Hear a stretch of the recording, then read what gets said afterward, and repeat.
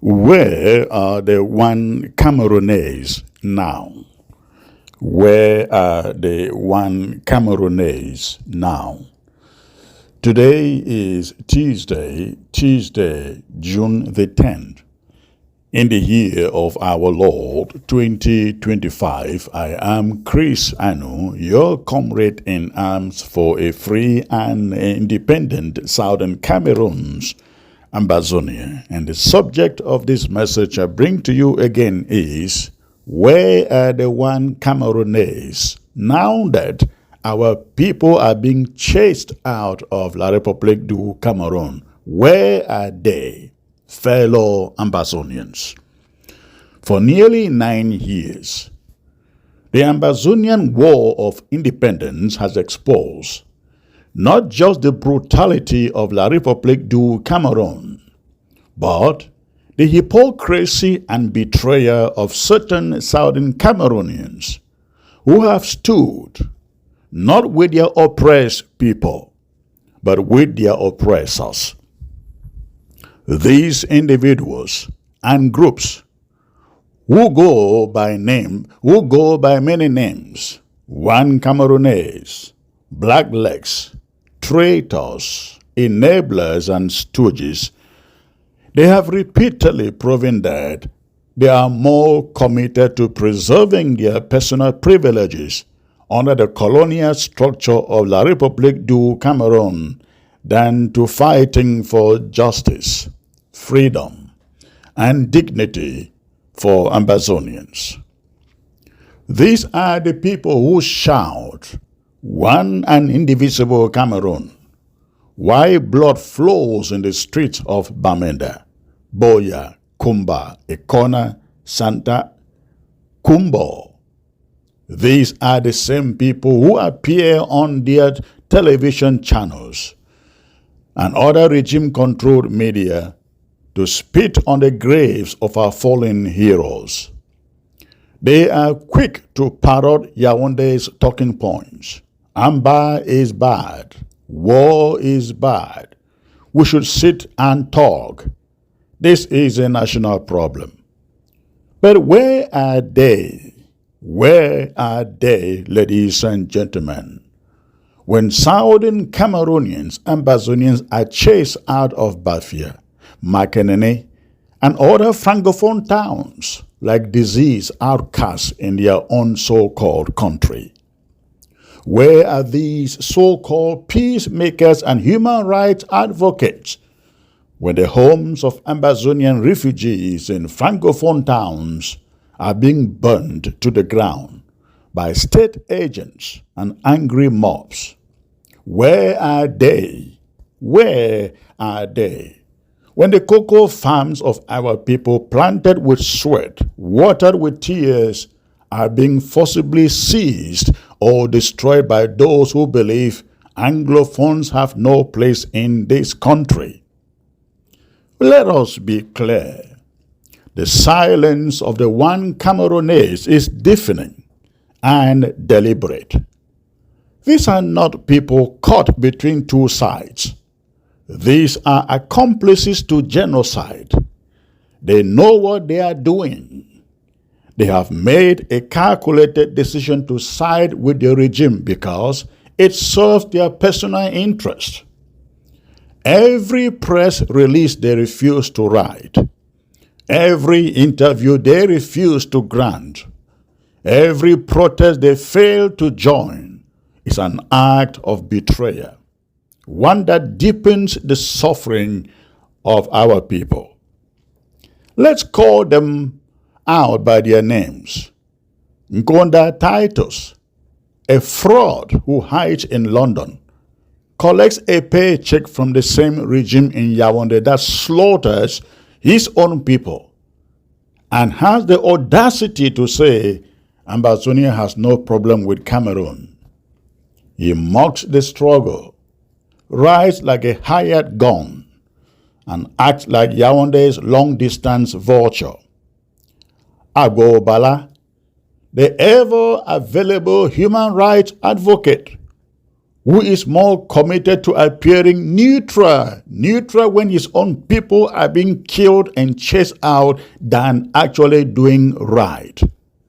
When soldiers burn villages in the Southern Cameroons Ambazonia, he sees a need for dialogue. But when Southern Cameroonians are chased out of Francophone communities, Agbo is silent. No press statement and no TV appearance. And what about the clergy, the bishops, the chiefs, and so-called funds? Men who were once seen as moral authorities have now become collaborators. They turn pulpits into platforms for appeasement and palaces into pipelines for bribes. They advise people to go back to school while the same military they dine with shoot children in classrooms. They preach peace without justice. They have become puppets in cassocks and aguadas, echoing La Republique du Cameroun's tired lines about normalcy and unity, while their own people are treated like animals in Douala and Yaounde. Today, Southern Cameroonians are being systematically hunted down, ladies and gentlemen, hunted down. I guess you have all seen the images emerging from La Republique du Cameroun. Our people are being hunted down in Francophone communities, in Makenene, in Bafia, and elsewhere. Refugees who fled the war zones to seek peace are now being told that Yaounde is not their country. Of course, Yaounde is correct. Yaounde is not their country.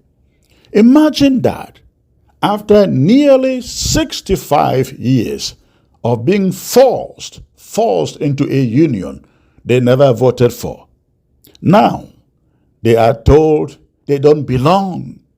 They don't belong. Their houses are torched, their farms are uprooted, and their presence is treated like a plague.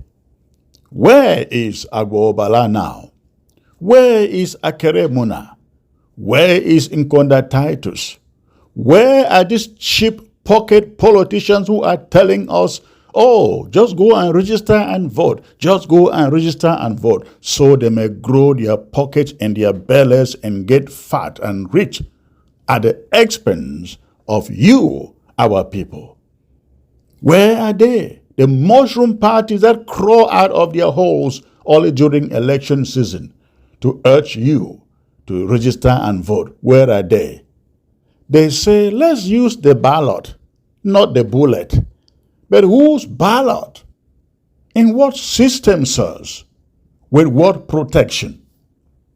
These same people who say the war should end so the children can go back to school have nothing to say when Ambazonian students are attacked in Francophone schools, or when Ambazonians are killed, chased out, or refuse housing in Francophone towns. But just imagine, ladies and gentlemen, just imagine, if it were Ambazonians pushing back, fighting to defend their villages or stand up to say, no more exploitation, no more subjugation, and suddenly these blacklegs come alive, condemning, moralizing, issuing statements, and reminding the world how much they love Cameroon. If it were Francophones being chased out of Buea or Bamenda, every one of these hypocrites, the blacklegs, the Nkonda Titus, and so on, they will be up in arms. Agbo would convene a press conference. The Guardian Post would run an editorial titled, Ambazonia must be stopped. Nkonda Titus would be writing from his London flat, frothing at the mouth. The TV channels would loop horror clips. The chiefs and funds would wear their regalia and declare their loyalty to Paul Biya. But because it is Ambazonians being burned, their farms destroyed, some butchered and banished, these same people pretend it doesn't exist. It is not happening, they say. This is the moral collapse we are witnessing in real time. And it is this very betrayal, this normalization of selective outrage, that keeps fueling the fire of our resistance. For any Ambazonian wondering whether our fight is still justified, look no further than what is happening in Francophone Cameroon today to our people. Look at our refugees chased like dogs. Look at their farmlands turned to ashes. Look at the silence above all of one Camerounais. One Camerounais. They don't care about your suffering. They care about their privileges. They want normalcy, not because they want peace, but because they want access to money, bribes, to fatten their pockets with Yaounde's huge money. They are not bridge builders, they are bridge burners, selling out the people while pretending to be peacemakers. Let this be a warning and a wake-up call. Ambazonians must stop listening to those who have proven over and over that they will not stand with us. They may wear our names, speak our language, come from our towns, but they are not with us. They are not of us. They are the enemies within.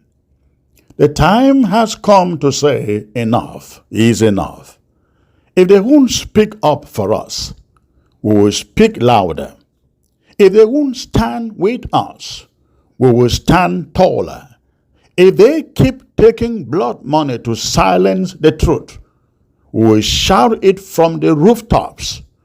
Ambazonia's liberation is not waiting for permission. It is being forced in fire, baptized in betrayal, and will emerge, ladies and gentlemen, not because of the one Camerounais, not because the one Cameroonians approve of it, but in spite of them. So again, I ask, where are the one Camerounais among us when our people are being chased out of la Republique du Cameroun? Of course, the answer is they are right where they have always been, on the wrong side of history. On the wrong side of history. When the day of freedom comes, let it be remembered that Ambazonia was not saved by her cowards, but by her warriors. Thank you for listening, and again, this came to you from your comrade in arms for a free and independent Ambazonia. Please share this around. God bless you all.